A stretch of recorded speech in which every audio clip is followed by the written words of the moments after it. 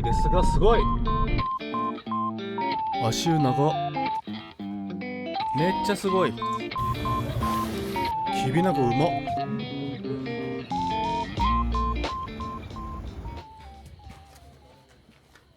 おはようございます。ピエンです。私は毎月 2,3 回旅をしております。そして今回の行き先は鹿児島県でございます。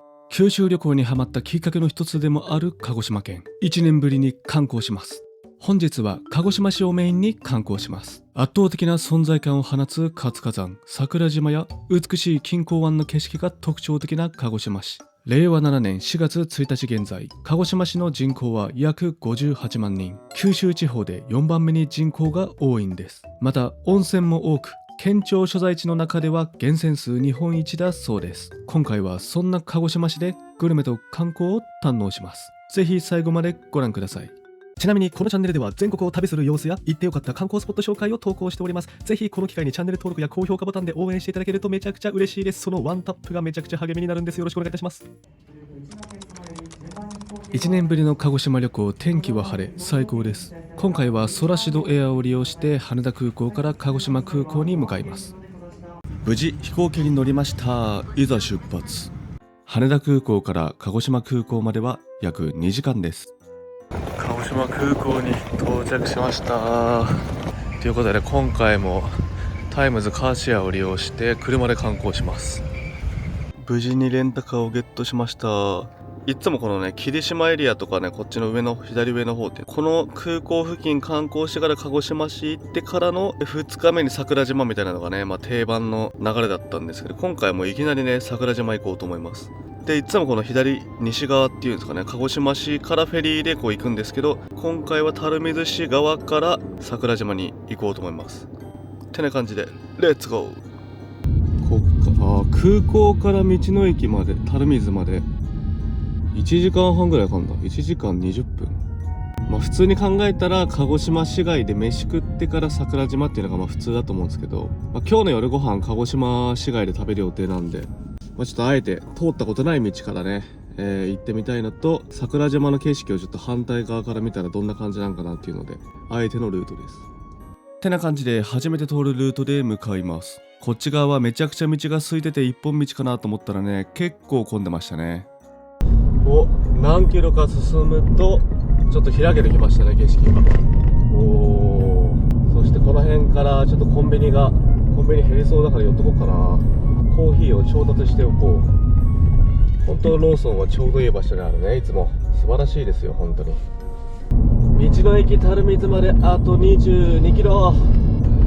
ちょっと今のところはこの山の風景っていうんですかね、こんな感じの景色ですけど、地図だともう右側はちょっと右行けばね、海なんですよね。220号に多分入るんですよ、こっからまっすぐ行くと。そうすると多分右手に海が見えてきて、いい感じのなんかドライブコースになるんじゃないのかなっていう。そしてしばらく進んでいくと、思ったよりもカーブが多いですが、すごい右前に見えますかね、これ桜島の存在感がすごいです。すごい。しかもちょっと高い位置から見るから、なんか海もね、なんか綺麗なんですよね。ほんと存在感がすごいわ。やっぱ鹿児島いいね。で、今回はね、あれなんですよ、鹿児島市と指宿でそのエリアを中心に回ります。すごい、めっちゃ眺めいい。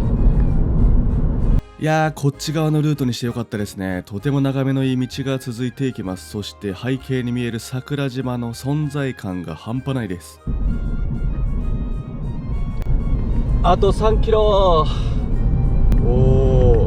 桜島かなり近づいてきましたね。で、こっち側からなんかすごいね、そういえばずっと信号ないんでノンストレスで運転ができるというか、特にね、渋滞とかも全くないですね。ついに到着。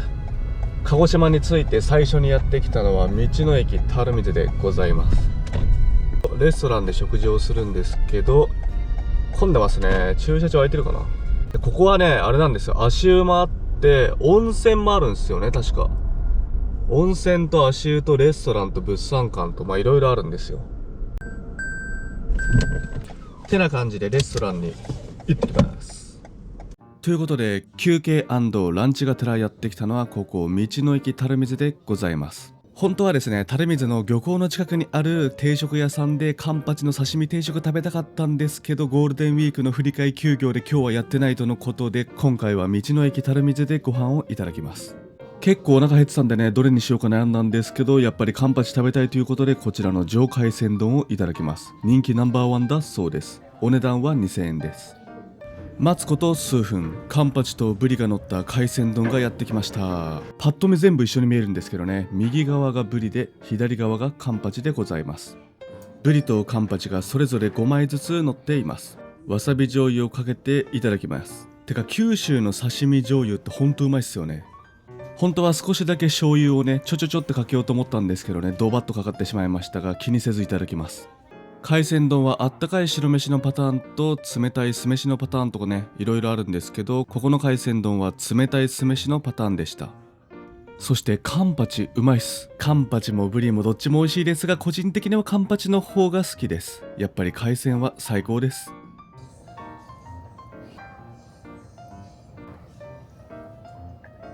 いやー、なんか無心で食べ続けてたらあっという間に半分も減ってしまいました。ちなみにこれは垂水のカンパチでブランド名があり、海の王冠というそうです。パッと見量は多く見えるんですけど、意外とねすぐに完食できたというか、なんかもう一個食えそうだなって感じでしたね。いやー、定休日じゃなかったらね近くのねカンパチのお店も行きたかったっすね。ちなみにレストランの営業時間は11時から14時だそうです。そして道の駅垂水はねめちゃめちゃ眺めのいい場所にあるので、食後の運動がてらちょっと散歩してみようと思います。そして本日メインで観光する予定の桜島まではここから4キロです。こっちには足湯もあります。大迫力の桜島の景色を眺めながらのんびりと足湯に浸かるのもめちゃくちゃいいと思います。いやー、ここからの眺め最高です。ここで記念撮影してる人がね結構多かったですね。桜島側の景色もいいんですけどね、こっちの景色もいいんですよね。見てください、このなんかアイランド感があるというか、なんかめっちゃ良くないですか、この大自然。桜島は活火山なんでね、ちょいちょい噴火しているそうです。もともと旅行に来るまではね、桜島っていう存在自体は知ってましたけどね、今でも噴火してね火山灰が降ったりするなんてことは全く知んなかったんでね、初めて知った時はかなりびっくりしました。いやー、鹿児島着いていきなりご飯でいい感じのお腹いっぱいになったな。でもあのぐらいの海鮮のあの量だったらもう一回食えるな。もう一回ちょっとなんか一品二品食えそうなんで、ご飯はしごすんのもいいかなと思ったんですけど、今日はねやってないということで、そしていよいよあれですね、桜島に上陸したいと思います。で、桜島には展望台がね何個かあるんで、そのうちの3つぐらいの展望台回って、プラスで近くに足湯とかあるんですよ。で、そのエリアをなぜか今まで行ってなかったんで、ちょっとその辺りの遊歩道とかも散歩してみようと思います。てな感じでレッツゴー。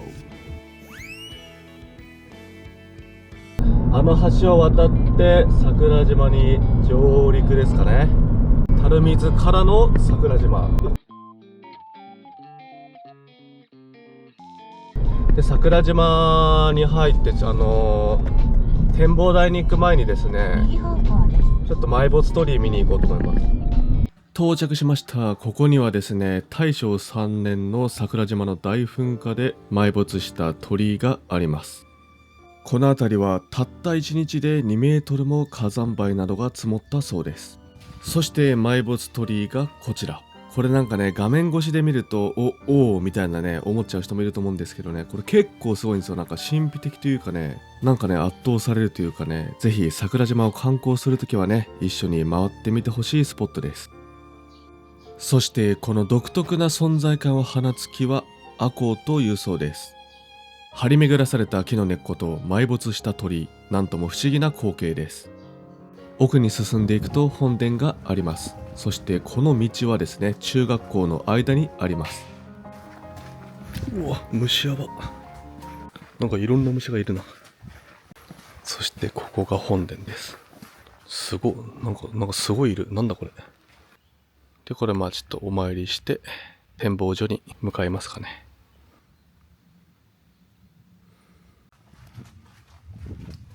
埋没鳥居の向かいには駐車場とトイレもあります。ここには黒神中学校があります。名前かっこよすぎる。そして桜島口を通過します。最初の展望台が多分一番広いのかな。一番栄えてるというかね、広い展望台に行きます。でこの辺りから急に植物とかもね変わってきますよね。色とかがねすごい、植物がねほんと独特なんですよね。この辺到着しました。有村溶岩展望所。駐車場広くてトイレとレストハウスとかがあってお土産屋さんもあって、ここがね去年もねここが一番混んでたんですよね。一番人気の展望所じゃないでしょうかね。駐車場は1台しか空いてない。早速展望所まで歩いていきます。駐車場からだいたい 2,3 分くらいで到着だと思います。すごい、やっぱ何回見てもすごい。今回でね3回目なんですけど、やっぱすごいわ。1年ぶりだからね、もう1年経ったらもう初めての時とそんな変わんないぐらい感動できるな。これやっぱこの階段とこのね岩の景色がすごいっすよね。さあ食後の運動だ。でこれはあれですかね、もう全部や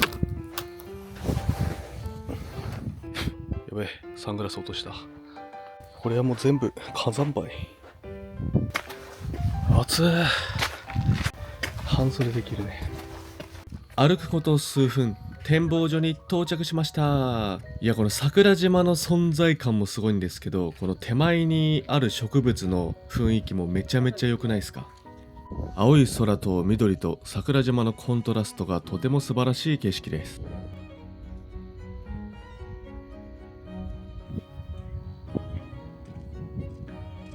そして有村溶岩展望所は長い遊歩道も続いているので、錦江湾側というかね、ちょっとこっち側も歩いてみようと思います。ふと奥の方に目を向けると、なんか独特な形の山があります。これは何だろう。こっち側の眺めも最高です。いやー本当にいい眺めです。こっちの遊歩道からもぐるーっと回って駐車場に行けるみたいです。ここには巨大な岩があります。これは溶岩ですかね。その上には大量の1円玉が積んであります。なんかお賽銭的な感じでしょうか。桜島が巨大すぎてね、ちょっと離れたところからの方が記念撮影は撮りやすかったです。反対側の遊歩道も歩いていきます。ここの眺めも最高です。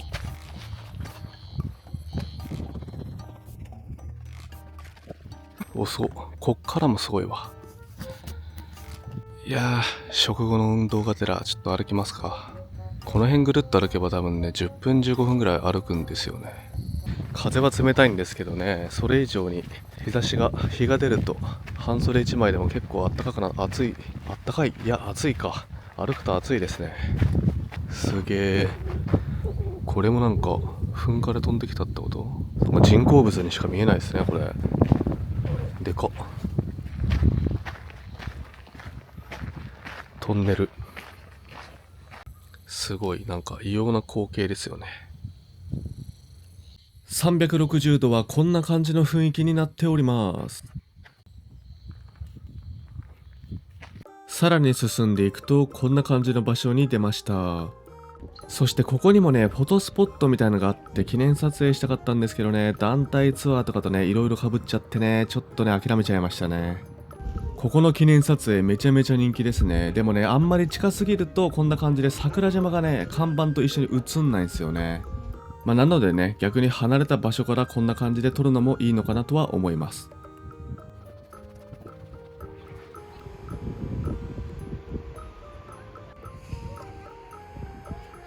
桜島は約2万6000年前に誕生したそうです。そして大規模な噴火はこれまでに17回も繰り返しているそうです。次の展望所に向かいます。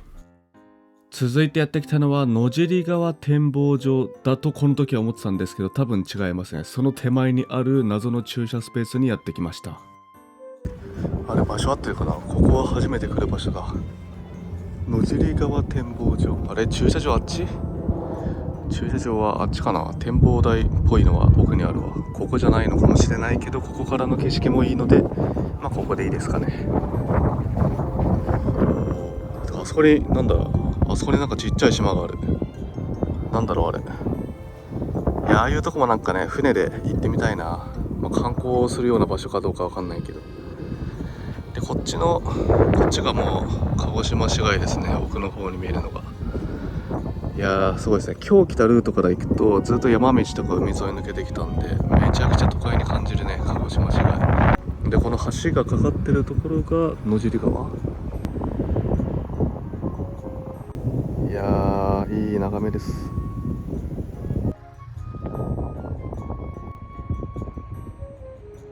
西側から見るとまた違った絶景です。右方向です。そして次の展望所にも向かいます。次に行く展望所も結構ね、景色いいんですよね。なんかフォトスポットあった気がするけど混んでるかな。湯の平展望所というところに行きます。で、ここは結構ね、登ってくんですよ。標高高かった気がする。山をうねうね登っていったところにある展望所です。うねうね登っていきます。ここ寄った後に次道の駅近くの展望所行こうと思ってるんで、先道の駅でなんか食べよっかな。これは周遊バス、アイランドビューって書いてある。桜島の展望所をぐるぐる回るバスって感じなんですかね。桜島にはね、こんな感じでバスもあるので、車がなくても楽しむことはできそうです。そして到着しました。湯の平展望所。混んでますね。ゴールデンウィーク明けなんですけどね。ゴールデンウィーク明けたから空いてるかなと思ったけど混んでますね。湯の平展望所はこの階段を登っていくとすぐに展望所があります。階段を登っていけばすぐに着くので、1、2分くらいかな。かなり観光はしやすいです。虫やば待って虫がやばいめっちゃ顔に集まってくる。やっぱりこっちも混んでましたね。記念撮影は後にします。ここはスマホ台もあるんでね、撮影しやすいんですが行列ができております。ここにはちょっとした観光施設もあり、桜島の歴史を学びながら2階の展望台に向かうことができます。ホール状になっているからか子供の声が響き渡っております。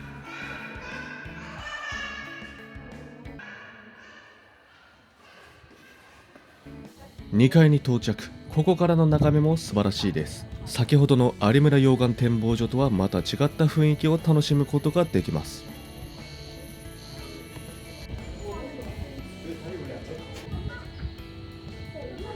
この展望所から見る鹿児島市街の景色もなかなかの絶景です。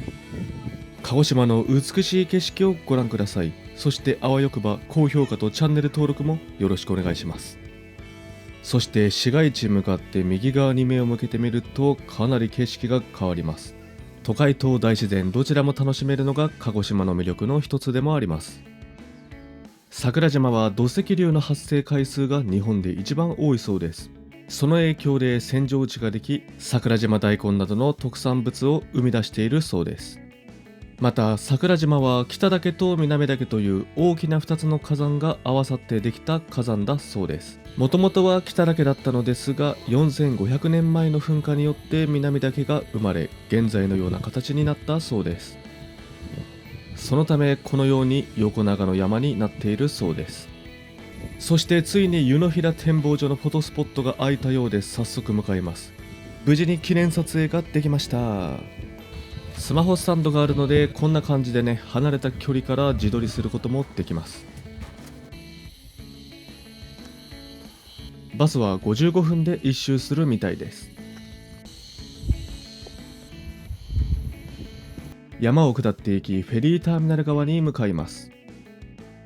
そしてもう少しで道の駅ですね。この辺には桜島自然恐竜公園とつくよみ神社だっけな、読み方はちょっと忘れちゃったんですけど、神社と、でここが桜島フェリーターミナルで、今日は桜島観光終わったらここの桜島フェリーターミナルから鹿児島市街に向かいます。この辺まで来ると車がなくてもね、観光できたりとか、バス停とフェリーターミナルといろいろあるんで、なかなかね混んでますね。到着、道の駅桜島到着しました。ちょっとお腹減ったなと思ったけど、多分レストランがねやってないかもしんない。2時で閉まっちゃうかもしんない。閉まっちゃうかもというか、今2時過ぎてた。2時8分。もうラストオーダーとか終わってレストランはやってないかもしんないんで、ちょっとしたやつを買って食べようかなと思います。よいしょー。到着。ここ日之島めぐみ館は平成12年に道の駅に登録されたそうです。ここにはフォトスポットもあります。特産品のみかんもしくは大根になって記念撮影ができます。こんなフォトスポットもあります。個人的には記念撮影するならここかなと思います。レストランが営業している気配はありませんが、一応見てみます。本日の営業は終了しました。レストランやっぱあれでしたね、2時まで。去年もね食べようと思ったんですけど食べれなかったんですよ。ちなみに去年は逆に朝早くに行き過ぎてまだ営業時間前ということで食べれませんでした。そして桜島ビジターセンターのこの辺に止めて、なんか溶岩ロードだっけな、あ、じゃあ渚公園、溶岩渚公園足湯、なんかいろいろあるんですよ。この辺散策してみようと思います。足湯とかがあるのがこの辺。なんかここにめっちゃ新しい駐車場がある。成田ナンバーのレンタカーってすごくない？成田って千葉県じゃね？すごい。日本一周してんのかな、レンタカーで。海外のもしかしたらすごいお金持ちの人かもしれない。わからないけど。フェリーで一気に来たのかな。とんでもない距離ですよ、車だったら。そんなことはいいとして観光しましょう。この左に見えるのが桜島ビジターセンター。ここもちょっと後で寄ろう。霧島錦江湾国立公園。桜島も今回で3回目なんですけど、ここに来るのはまさかの初めて。今までねちょっと車で通り過ぎちゃってね、いっかってなっちゃってたんですよね。逆にそのおかげでこうやってね3回目でも初めての場所に来ることができてますっていうね、謎のポジティブ。突き当たりが足湯か。少し奥まで進むと足湯を発見しました。そして観光客は全員外国人です。だらだらと休んでいるだけなのになんでこんなに絵になるのか。タオルを持ってきていないので足湯には入りませんが、温度をチェックしてみようと思います。思ったよりも色は濁っています。恐る恐る手を入れてみます。ちょっとぬるいくらいです。そして足湯は海沿いにもあるみたいです。ここは足湯兼展望台みたいな感じになっていて、めちゃめちゃ眺めがいいです。桜島の観光は今回で3回目ですが、全く知りませんでした。しかし知らなかったことによってこうやって感動できるというのもあります。すげえ、めっちゃいいじゃんここ。素晴らしい景色をご覧ください。ここは桜島の中でもかなり居心地のいいスポットではないでしょうか。せっかくなので遊歩道も歩きます。美しい錦江湾を明日の世代へ、鹿児島県。そしてここからが溶岩渚遊歩道だそうです。とても雰囲気のいい道です。一人旅や散歩が好きな人にはたまらないスポットではないでしょうか。こっちには池のようなものがあります。今まであまり見たことない景色です。こんな感じになってんだね。3、4分歩くとこんな感じになっています。何キロぐらいあるんだろうここ。溶岩渚ロードだっけ。ずーっと遊歩道が海沿いに続いててね、すごい景色も良くて眺めもいいんですけど、車もあっちに止めてるんでね、めっちゃ戻んないといけないから、どんぐらいなんだろうな、なんか30分とか1時間とか歩く可能性はあるんですよね。あんまり行き過ぎると。ちょっと10分20分散歩しましょう。朝一でまだ日が昇る前に来て、涼しい時間帯に散歩するのもめっちゃ良さそう。なんかカヌーやってる。なんかアクティビティとかもあんのか。すごい。カヌーと背景の鹿児島市街がなんかすごい光景ですよね。こうやってなんか離島っていうか、なんだろう、この島から市街地を見れる場所ってあんまないですよね。珍しいですよね。しかも結構近いんでね、距離が果てしなさそうなんで、ちょっと一旦駐車場の方に戻りますかね。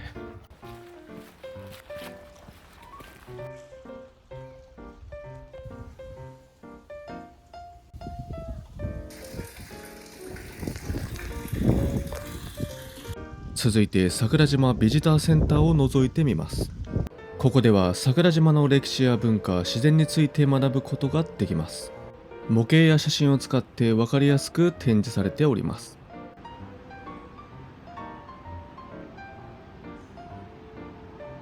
誰もいなかったんで一瞬めっちゃビビりました。こちらには噴火の様子を収めた写真も展示されております。この時は噴煙が約3000メートルも上がったそうです。噴火は日常、パワーワードすぎる。桜島大根はギネスブックにも認定されているそうです。めちゃめちゃでかい。そして前回スルーしてしまった場所がもう一個あったんですよね。そこがこちらです。なんていうのこれ、赤水展望広場っていうの。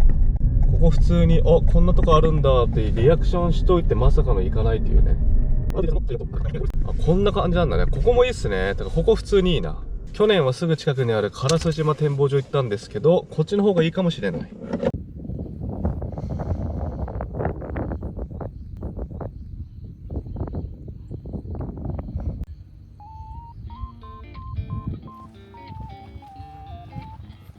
赤水展望広場、ここにもバス停があります。そして叫びの肖像が見えてきました。すごい、思ったよりでかい。平成16年に長渕剛さんのオールナイトコンサートがここで開催され、全国から7万5千人の人々が集まったそうです。この時の感動を残そうと、ファンや多くの企業や団体の協力を得てモニュメントが完成したそうです。日の向きも相まってめちゃめちゃ神々しいです。ということで桜島観光一通りしたので、フェリーで鹿児島市街に行きますかね。で2時間後に予約してるお店があるんですよ。夜ご飯フェリー乗って市街地行って、1箇所2箇所ぶらっと回って、で夜ご飯ですかね。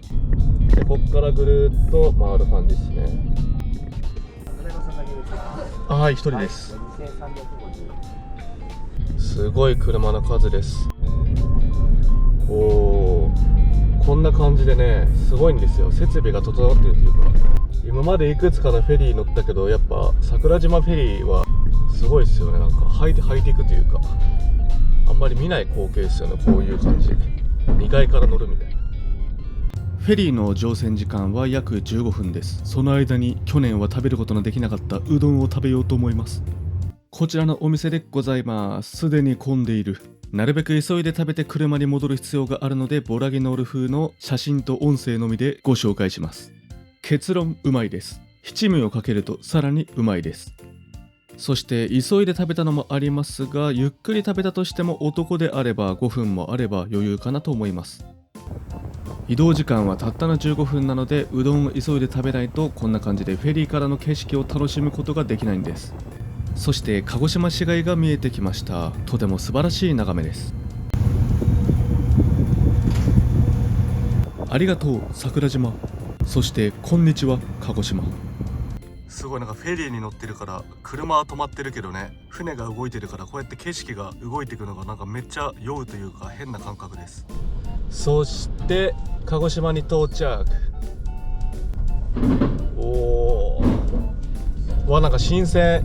この光景を初めて見るんでね。ここは一方通行なので左にしか行けません。フェリーから降りる前にナビ設定しとかないと、もうこれでやばい、どこだっけってなっちゃうの。これ案の定ナビの設定を忘れていたんでね、とりあえず感覚で進んでいきます。そしてこの山道を登っていくと駐車場があります。このトンネルを抜けると駐車場があった気がする。そして目的地が見えてきました。夜ご飯までちょっと時間があるので、この辺を散歩します。さっきまで桜島にいたくせに、城山展望台からまた桜島と鹿児島市街を眺めてみようと思います。展望台に向かう途中、大きなクスノキを発見しました。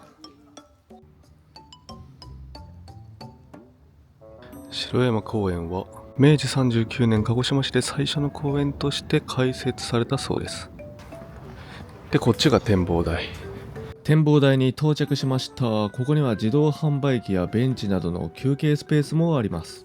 遊歩道もあるんですけど、予約の時間まであと少しなので、景色だけ眺めたらご飯にしたいと思います。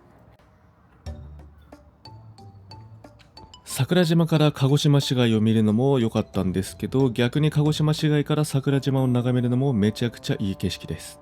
鹿児島市街側から見た方がなんか桜島の存在感が圧倒的に見えます。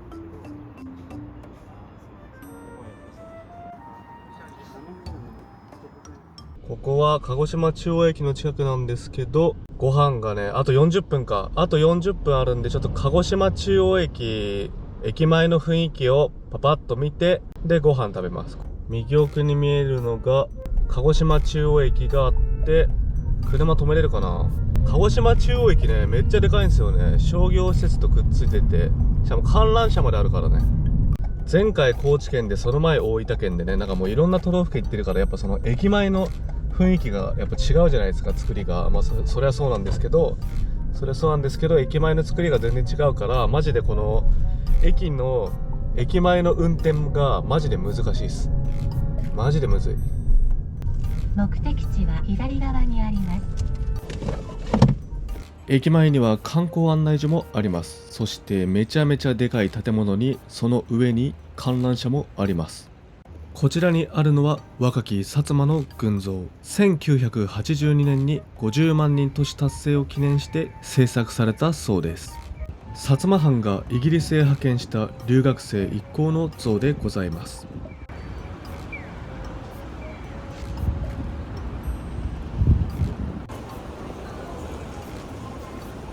本日は休村。いや、今日はやってないんかい。そろそろいい時間なので夜ご飯タイムにしようと思います。晩ご飯をいただくお店は天文館という繁華街にあります。1779年に天文観測や暦の作成などを行う施設を建てたことが名前の由来だそうです。お店はこのアーケードの近くにあるそうです。こんなフォトスポットもありました。そして到着。今夜のお店は若菜さんでございます。ここはかなりの人気店なのと繁華街にあるため、5時以降だとね、予約してないと厳しいかもしれません。なんとかカウンター席に座ることができました。そしてこのお店はですね、お一人様用のハーフサイズのメニューがあります。最高すぎません？鹿児島名物を中心に気になったものをいくつか注文しました。まず最初にやってきたのは黒豚のメンチカツと鶏刺しでございます。どちらもめちゃめちゃうまそうです。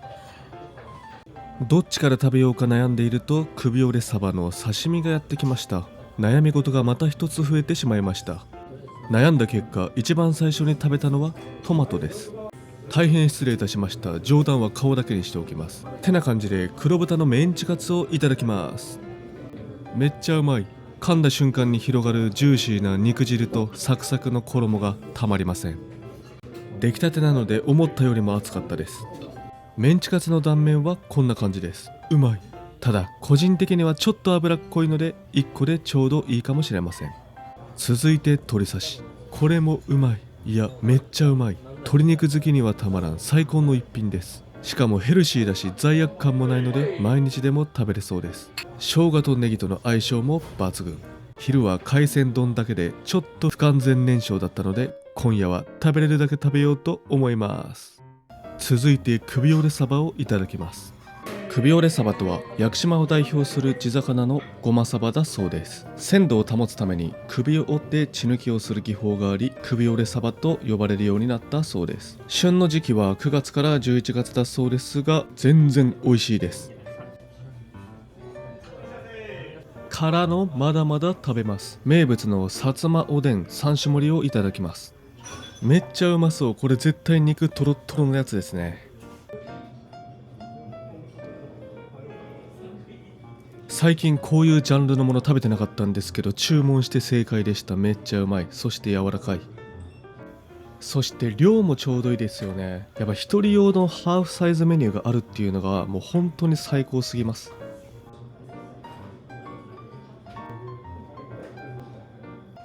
黒豚や刺身も美味しいんですけどね、おでんもなかなか美味しかったです。黒豚、鶏刺し、魚、おでんとね、様々なものをちょっとずつ堪能できるっていうのがね、なんかバイキングに来てるみたいで本当に最高の気分でした。そして魚の刺身だったらまた食えるなとのことでね、追加で注文しちゃいます。やってきたのはキビナゴの刺身。本当に量がねちょうどいい。全く臭みがなく食感もよくめちゃめちゃうまい。この黄色いソース何でしたっけ、酢味噌でしたっけ、これとの相性も最高です。からのあとちょっとだけなんか食べたいなっていうことでマダイの刺身をいただきます。4切れちょうどいい。後半ちょっとね注文しすぎたかなみたいなね、店員さんもねまだこいつ頼むんかみたいな顔してたんでね、ちょっと頼みすぎかなと思ったんですけどね、そういえばね今回ね米とか麺とかね糖質取ってないんですよね。炭水化物取ってないんでね全然食べれますね。あと1つ2ついけるかなぐらいのね感じでした。てな感じで今日の晩ご飯は天文館にある若菜本店さんでした。今日はめちゃめちゃ早起きだったので体感はもう夜の10時くらいの気分ですが、まだまだ日は暮れていません。しかしもう眠いのでホテルにチェックインします。うわ、これ右行くの怖っ。これ行ける？さすがに反対車線は赤なのか。さすがにじゃないと渡れないよね。お、開いてるか。よいしょ。いやもうなんだかんだね、なんだかんだあっという間で6時半です。今夜のホテルはドーミーイン鹿児島でございます。去年も泊まったからね、そういえば。高知と大分はねドーミーイン泊まってなかったんで、そういえばなんだかんだ久々ですね。コンセントがあってテレビでかくて、デスクがちょっと深めのタイプでコンセント2個で最高です。いやなんか疲れたな今日。手もみどころ。こっちにもコンセントあるんですね。で天文館っていうね繁華街にあるんですよ。南九州随一の繁華街らしいです。天文館の繁華街のところに道民はあります。めちゃくちゃ立地がいいです。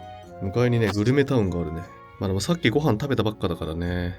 私はあんまりホテルでゆっくりするタイプじゃないんで、基本もう寝るだけなんで。で、大浴場とサウナとかね、サウナとか温泉は別にあるんで、機材を充電する以外使わないんで、もうこんぐらいあれば全然広いですよね。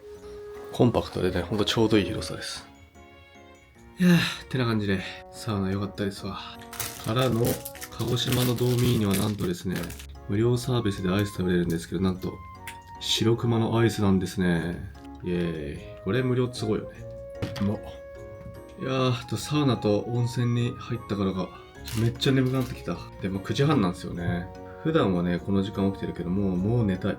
ただ9時半から夜の11時まで無料サービスで夜泣きそばがあるんですよ。なので最後にちょっと夜泣きそば食べて血糖値ぶち上げて爆睡します。いい一日やった。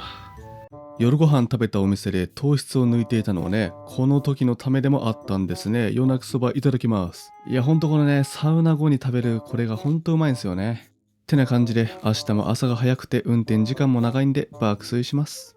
明日は朝一で一気に指宿エリアに行って指宿を観光します。いやグルメもね観光も堪能できそうです。明日はチャンネル登録まだの人はぜひこの機会に高評価ボタンのチャンネル登録両方お願いします。ということで次の動画もお楽しみに。ご視聴ありがとうございました。